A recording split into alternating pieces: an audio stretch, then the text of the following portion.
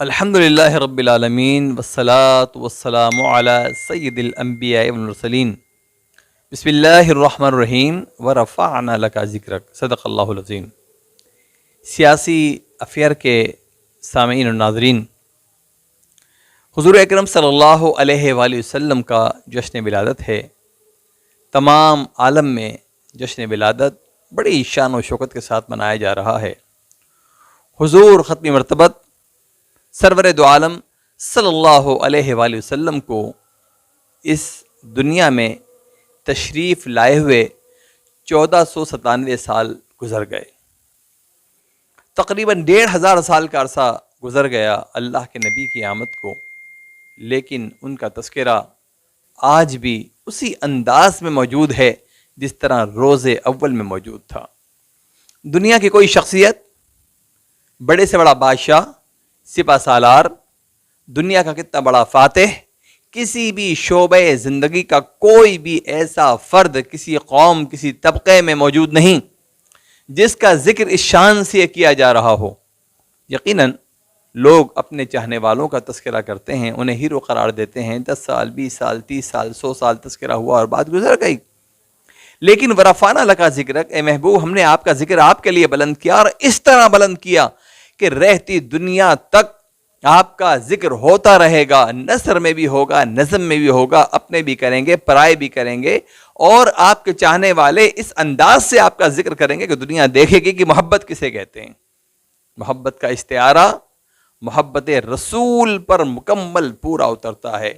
عاشقان رسول عربی جس انداز میں سرکار دو عالم صلی اللہ علیہ وآلہ وسلم کی آمد کا ذکر کرتے ہیں، آپ کے محاسن بیان کرتے ہیں، آپ کا تذکرہ کرتے ہیں، آپ کی لائی ہوئی شریعت کے احکامات کو بیان کرتے ہیں، آپ کے نام کے پرچم لہراتے ہیں، آپ کے محبت کے انداز میں لنگر تقسیم کرتے ہیں، یہ سارے معاملات مل کر میلاد کہلاتے ہیں۔ میلاد کیا ہے؟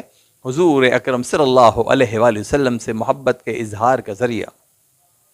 وہ جو نہ تھے تو کچھ نہ تھا، وہ جو نہ ہو تو کچھ نہ ہو، جان ہے وہ جہاں کی، جو جاں نہیں تو جہاں نہیں۔ نہ صرف بر صغیر پاک و ہند، نہ صرف ایشیا، بلکہ دنیا کے تمام خطوں میں، افریقی ممالک پہ چلے جائیے سرکار دو عالم کا ذکر ہو رہا ہے، یورپ پہ چلے جائیے سرکار دو عالم کا ذکر ہو رہا ہے، مشرق و مغرب میں جہاں جائیے حضور کے امتی حضور کا تذکرہ کر رہے ہیں۔